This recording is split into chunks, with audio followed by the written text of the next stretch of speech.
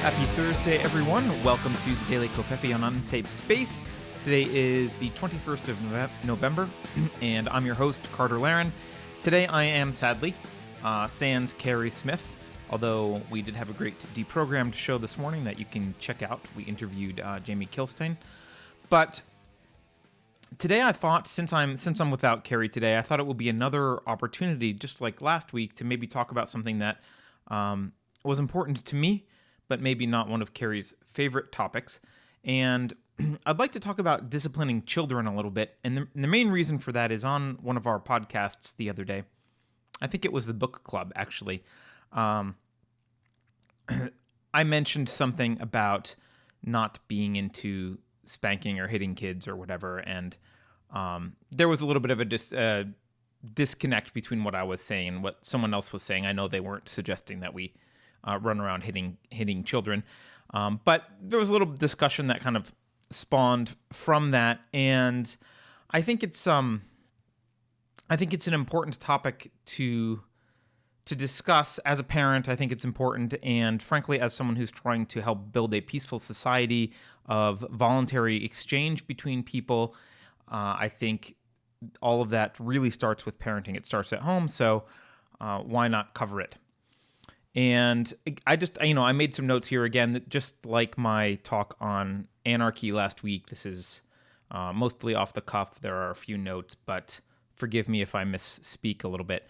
So the first point I want to make, and this is just in reaction to something that someone said, when I said I was not into the initiation of the use of force with respect to raising children, that doesn't mean I'm not into roughhousing. Someone thought that meant like, you wouldn't roughhouse with your kids. That doesn't make any sense. Obviously, you would roughhouse with kids. That's play. I wouldn't smack my kid, but certainly I would I roughhouse all the time with my child. So roughhousing is play, and it's obviously healthy. So before I really start too much here, I want to say a couple things. I know people get touchy about any parenting stuff. I don't know if it's because maybe we feel like if we did anything wrong as parents, we have to, that just invalidates us somehow and makes us bad people. So therefore we have to, really argue that we've never made a mistake. We've all made mistakes as parents. I would just invite you to have an open mind about what I'm about to say, because I know people can get very touchy about subjects like this. And if you suggest that,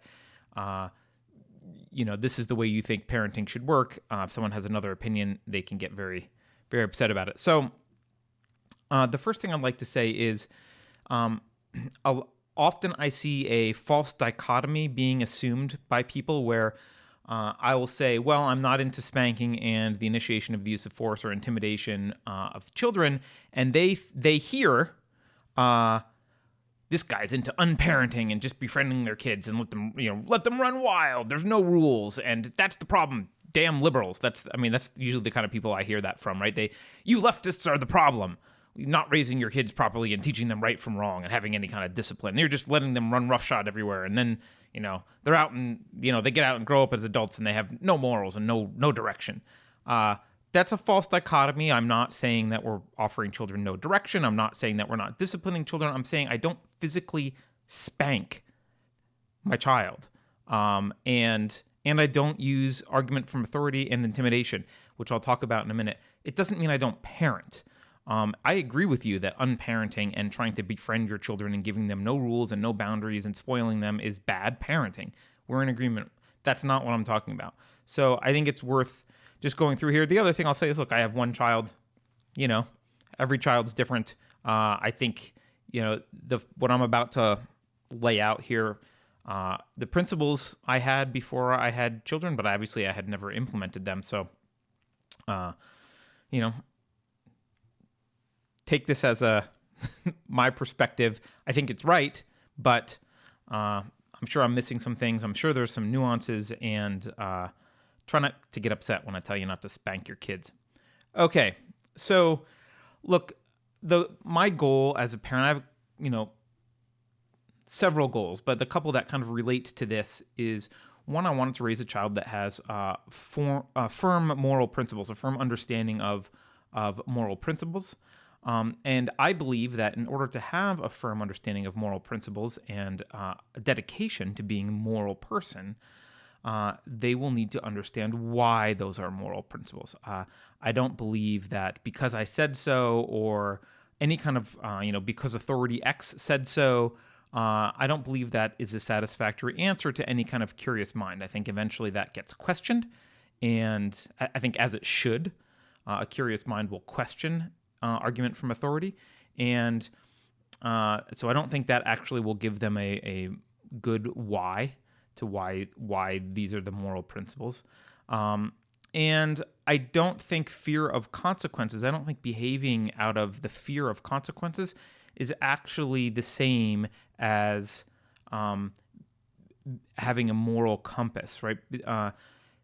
Acting out of fear of consequences is just practical, right? I mean, you could hit someone every time they wore a blue sweater, they would eventually figure out that wearing blue sweaters is bad. That doesn't make it a moral principle. It just means, they're avoiding getting hit. They're understanding the practicality of following the rule. I don't want someone who only thinks of morals as practical. I want to raise someone who thinks of morals as important, useful, necessary, and intrinsic to their being, not just practically a way to avoid punishment.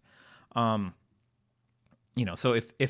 if the government went away tomorrow, they don't start murdering people just because, there's no one to stop me anymore, right? That's not a moral person.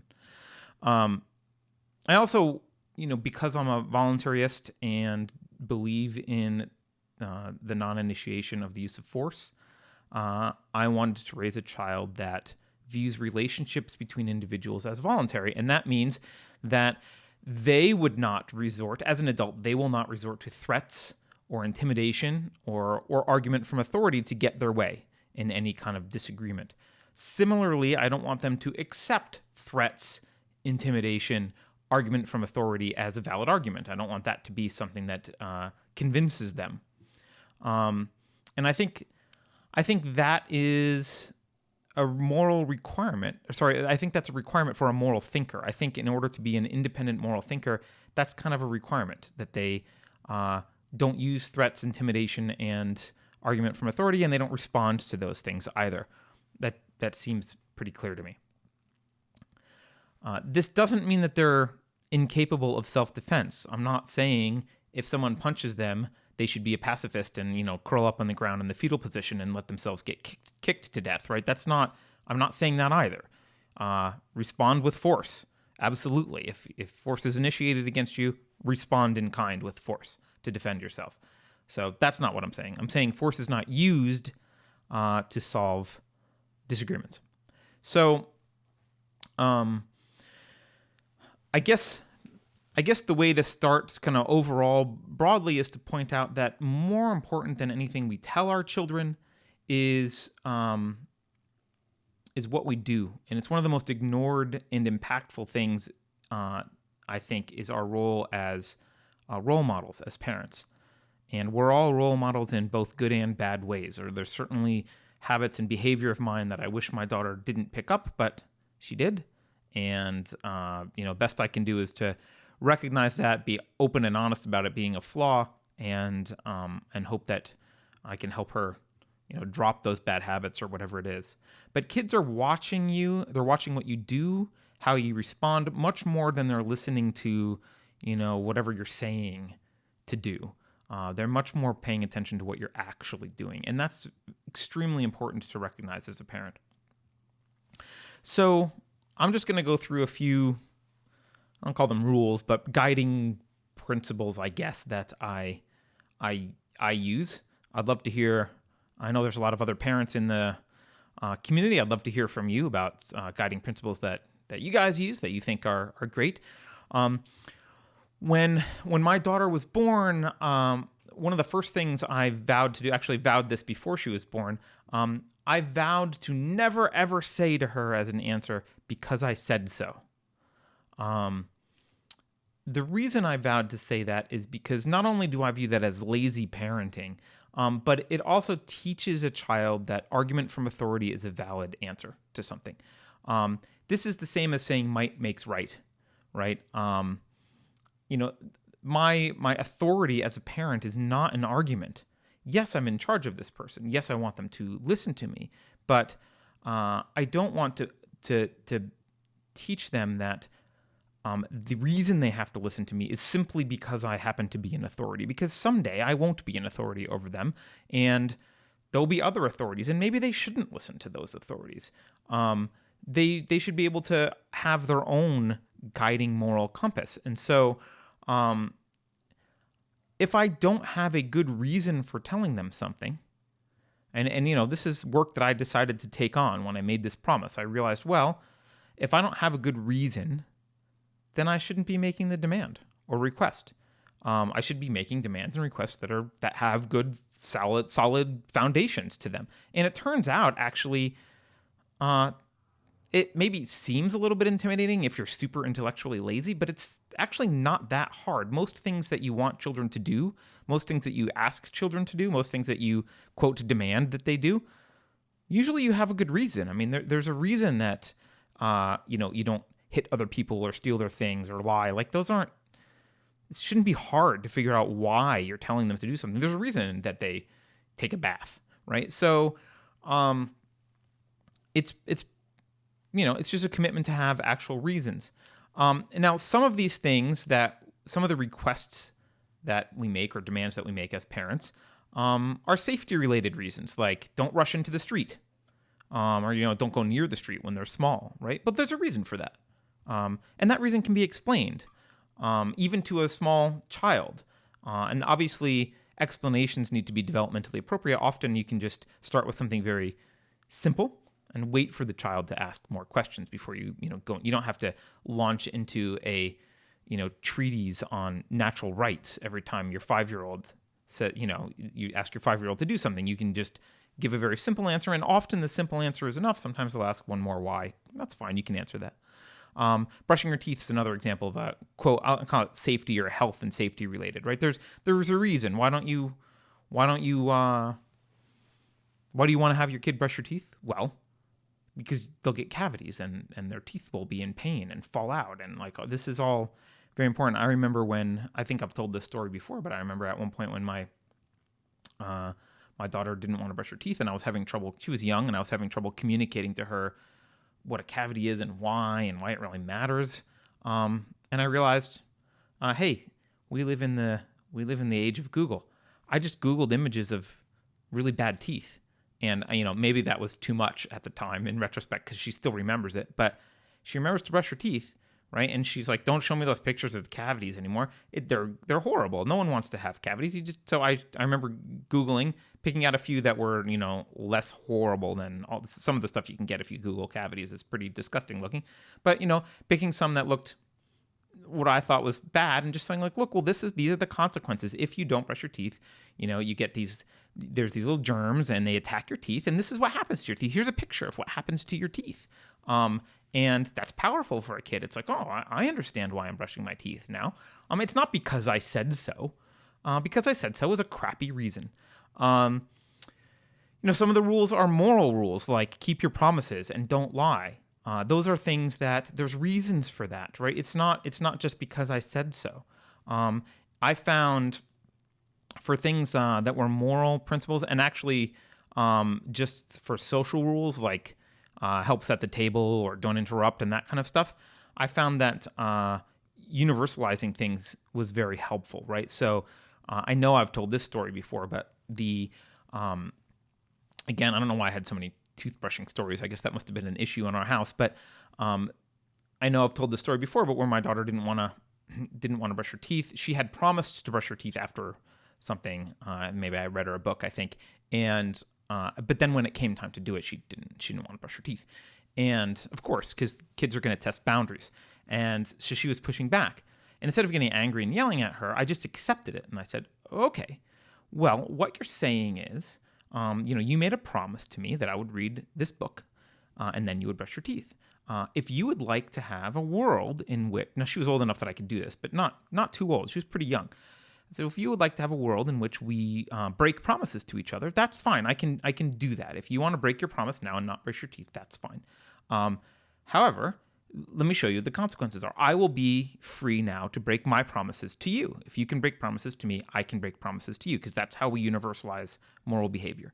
And that means, next time I promise you to go to the park, or I promise that you can have ice cream, I can just renege whenever I want. I don't think I used the word renege, but I said, I can just go back on my word. I can, after promising it and getting you to do what I want, I can just say, no, I changed my mind. And you could see in her face, you could see the wheels turning in her brain going. And when she came to the realization that, like, oh, that's not the environment I want to live in. I don't want to live in that environment. I want to be able to trust my dad when he makes promises to me. And that was all I had to say. She thought about it for a minute. Her eyes got wide, and she stuck the toothbrush in her mouth and started brushing her teeth. So I find universalization to be a good rule. And again, kids may ask why. Give them an answer. But you can start at a very high level, age appropriate answer and work your way down. The other guiding principle, the next guiding principle I had was, other than never saying "because I said so" as an answer, I decided to always answer the question why truthfully. And this kind of is related to "because I said so." A lot of parents will, kid will say why, they'll say just "because I said so." But I said, no, I'm always going to answer why. I'm going to let there be whys. And that led to some beautiful consequences, really simple questions. I remember coming home from school one day. It was probably kindergarten. It was young. I remember my daughter asking why school buses were yellow. And within 2 or 3 whys, we got down to stuff that I was just like, I don't know. I don't know why that is. I think we ended up getting into questions about wavelengths of light, and it was way beyond her, but she was asking well, why is this and why is that? And I got quickly to a point where I was like, I don't actually know. We have to go look this up. And we did. We looked it up later. I don't even remember what the answer or question was, but eventually she's like, oh, okay, and there's reasons for why school buses are yellow. Some of those reasons may be arbitrary in retrospect, but we answered to the best of our ability as we could. We continued to ask why, and that was kind of fun. Some people I think might see those as laborious conversations, but it's kind of cool to have your kid really have all that curiosity and let them explore it. And I learned stuff because I don't know why all the time. But it lets them see that reasons are, when you let them ask why, encourage them to ask why, especially for things that you're asking them to do, it shows them that reasons are necessary, that you're not falling back on argument from authority. And that teaches them to trust you and believe you even when they're not asking why. Once they learn that you actually have good reasons for things, when you ask them to do something, there's less pushback often because they kind of assume, well, every time I ask, there's a good reason. So they start assuming that there's probably a good reason that you're asking them to do that. So actually, I found there to be, some initial work that needed to be done, but then things got actually kind of easy. Still, my daughter still sometimes asks why about stuff, but in general, she knows that I'm not making crap up. I'm not just saying it because I want to. The other thing that I think is important when you are answering why, because sometimes you need to answer I don't know, right? And I think that teaches your kids that you're not omniscient either, right? Which is kind of empowering because it's a little bit intimidating to be around someone who always has all the answers all the time, and there's omniscience. It means that you'll never really have you can never really achieve a relationship of equality, which obviously as a child they're never going to, but as an adult they should be able to. They should strive to be, equal to you in agency as an adult. And it's kind of disheartening if it's like, no, I always have all of the right answers and I am unquestionable. So be able to say, I don't know.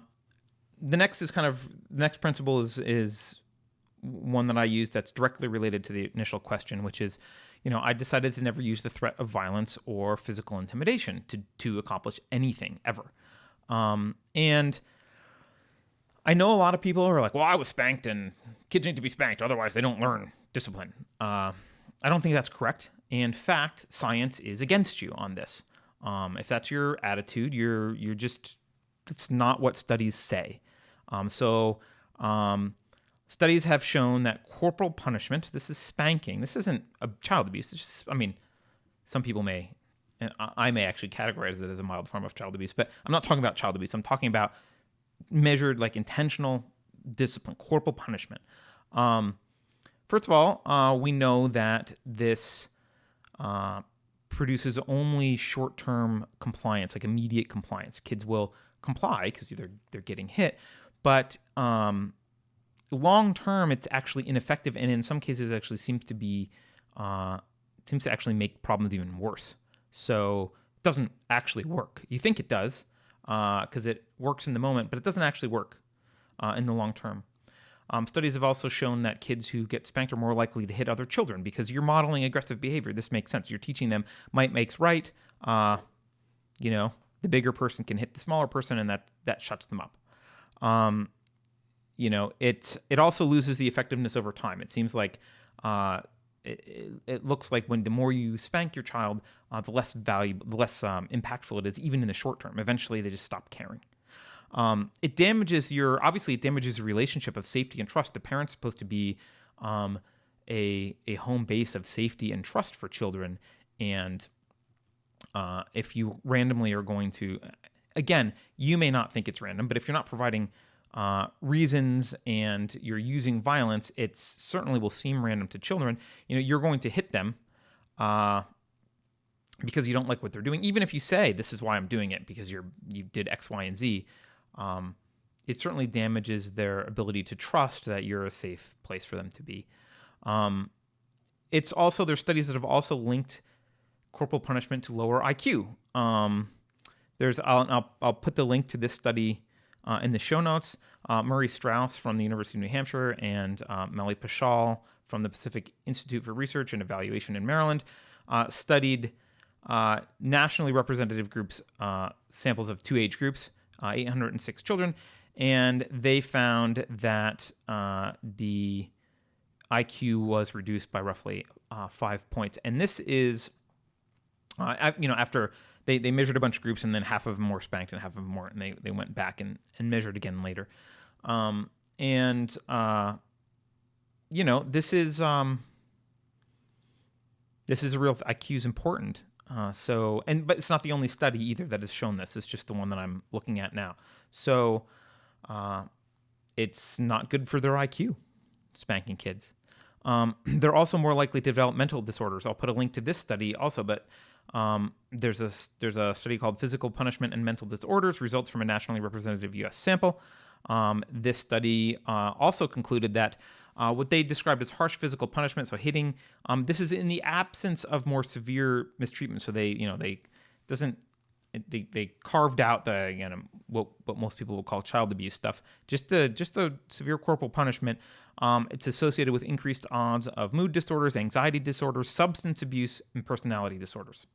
Okay, so spanking actually isn't, using force actually isn't doing what you think it's doing, even if in the short term it seems like there's results because the kid doesn't want to get hit, so they have short-term compliance.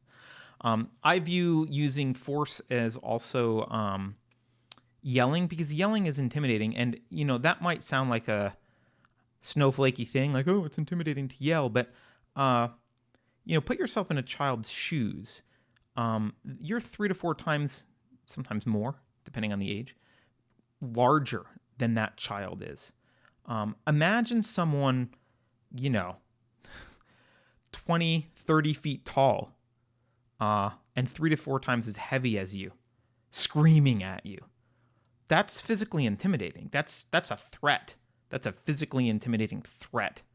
You are much bigger. And so yelling and screaming at children is a form of the initiation of the use of force. You're threatening them. You have the ability, you have the means, and you're showing that you're kind of unhinged when you're yelling. So, of course, children are frightened by that. They feel threatened by violence by that, and as they should, because a lot of times yelling precedes actual violence. So, again, you're modeling behavior that teaches them might makes right. I'm bigger than you. That's why you have to listen. I can hit you. I can throw you over my knee and spank you. That's why. That's not a reason. So I think often parents say that they like to they do this when, they say spanking is important, or we have to yell at the kids. Honestly, I think often it's, from what I've seen, people tend to say that when they're being just lazy, because it's easy, right? It's easy to, the kid's small. You're tired. It's like, just because I said so, just, I'll spank you if you don't. Like, it's easy. It's lazy. But also I see a lot of parents who are emotionally triggered if they don't know the answer. So if they don't come up with an answer about why am I asking you to do this? And, I think if you're going to be a parent, you should have good whys for the morals that you're instilling in your kids. And if you don't have good whys, don't blame the kid. Go find good whys, because there are good whys. Think about it. But don't blame the kid for asking stuff. You wouldn't hit an adult who challenged you. I mean, this is one of these things where we just really, you don't treat adults this way, right? Can you imagine if a guy was like, well, I told my wife to do X, Y, Z, but she didn't listen, so I spanked her because she was just not minding. I'm like, what? She doesn't have, like, what the hell is that? Now, I get she's an adult and has agency and has recognized legal rights that children don't have, but it's the same kind of principle. Like, well, she wouldn't listen to me, so I hit her. Like, what is that? That's not an argument. That's just abuse. I do want to make a clarification here. I'm not saying that there doesn't need to be consequences to behavior. The classic example is like, you can eat your dessert, but only after you've eaten your broccoli, right? Like, yes, you can have consequences. You can withhold things from them. You can, you control their environment and their world. So you can certainly link behavior to consequences. And I think you should. I prefer to link consequences to, the consequences I'm dishing out to the actual consequences in real life. So, for example, like, instead of saying something like, get ready, you have 15 minutes to get ready because we have errands to run, and if you do it, I'll give you ice cream, and if you don't, I won't, or whatever. I don't like that. They're kind of disconnected. Ice cream doesn't make sense in that scenario. But you can link it to, like, well, look, the faster you get ready, the more time we'll have to play at the park. If you waste all your time getting ready, we're not gonna have any time to play in the park, and that's up to you, right? We're gonna, you're gonna suffer the consequences of this. There's reasons why we need to get ready. Now, in some cases, you need them to get ready and go out the door.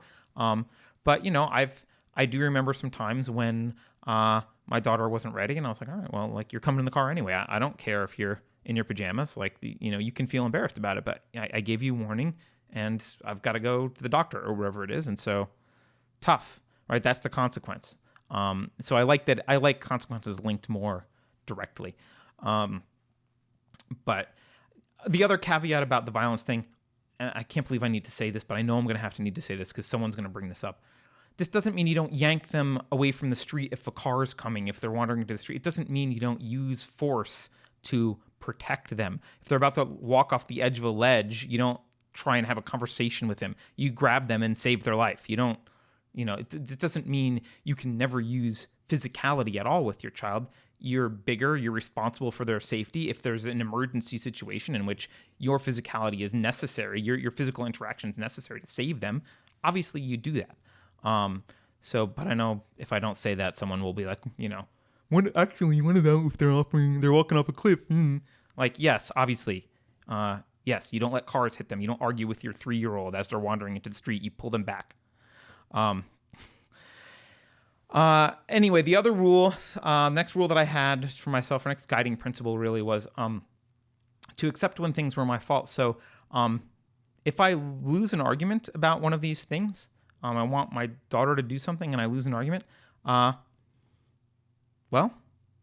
I need to suffer the consequences and then lose the argument and go regroup and figure out how the heck I lost to a child. It should be hard to lose your arguments to a child unless you don't know why you're asking them to do things. So there have been times, though, it happens to all of us, like, I've lost before, and I'm like, you know what? You just made a good argument. I don't have a good counter argument. Okay. And then I got to go off and be like, I have to think of a good counter argument. Like, why am I asking her to do that thing? Next time it matters. And this is kind of like this is really fighting the war, not the battle, which I guess is a bad metaphor. I don't want to view your relationship with your child as a battle or war, but you don't have to win the moment. You don't have to win the argument in the moment. You have to. Your goal is to long term create someone, help to create someone with a good moral compass and admirable values, not to win in the moment. Recently I've been on a healthy eating kick. We've been eating better, and one of the things that a lot of people do when they're eating, we'll call it eating clean during the week, is sometimes they'll have like a cheat day on the weekend. And so I set that up, but this was a mistake because my daughter, I didn't provide proper context for why the cheat day was needed and what the overall goal was. And so when cheat day came around, she was just like, I will eat for 24 hours. I'm going to eat everything I can possibly eat that's filled with sugar and chocolate and whatever. And it was like, whoa, this is like, she's eating now more sweets than she was before we did this, even though she's eating better during the week. And I noticed this in the beginning of one of the cheat days, and I had a choice to make, right? I could have stopped her right then, but I had made a promise about cheat day. And so I kept my promise about cheat day. And I realized in the short term, it wasn't good for her to be eating all that stuff. But in the long term, it was important that I kept my promise. So I kept my promise. And then after cheat day, I said, okay, now that you've had your cheat day, kept my promise, now we need to rethink this approach. And I changed how we're doing things to more link this to the overall goal of eating healthy and having a little bit of like a psychological release valve that wouldn't make sweets an obsession, but would allow you to have a little bit of relief once in a while from because otherwise you can get obsessed about something. If it's like you can never have this thing, suddenly that thing becomes super attractive, especially to kids. So I rethought it, and I don't know how that's going to go. We're in that stage right now. But I'll abide by the new set of rules, and if it turns out those are wrong, I'll still keep my promise, but we'll reevaluate afterwards. So it's important to just recognize, yeah, okay, I screwed up. That was a bad idea, but I'm going to keep my promise. Also, another guiding principle, I think I only have one more after this. Another guiding principle is to show respect for children. And the reason I think this is very important is if you don't show respect for children, it's going to be difficult for them to grow up respecting you or anyone else. It's unfair and it's irrational to be like, I don't respect you at all, but you need to respect me. Respect doesn't mean listen to whatever they say. They're ignorant. They're children. They don't know. Right? You're supposed to be their mentor and their parent, and you're supposed to be guiding them morally and in other ways. But you can respect them, and there's a couple ways you can do that. One is to pay attention to what's important to them and give it respect. So a little rule that I had for a while. At this point, my daughter's old enough that she, kind of pays attention to the time herself, and I don't have to do this as much, but. I had a rule early on that for every year old that she was, I would give 1 minute of warning before we changed activities. So if she was playing with something on the floor and she was 2 years old, I would say, in 2 minutes, we're going to go, whatever it is. We're going to go get dressed and go to the store. We're going to go do whatever it is. And obviously when she's really young, she doesn't even really understand what we're doing, but she'll get it eventually. Because to you and to me, playing with toys on the floor doesn't look like a very important task. It's just stupid, and like we've got something important to do. So come on, kid, let's go do this important thing. But if you respect them and you realize, look, they're that thing that they're doing is very, very important to them, and frankly, it's probably important for psychological development if it's play of any kind.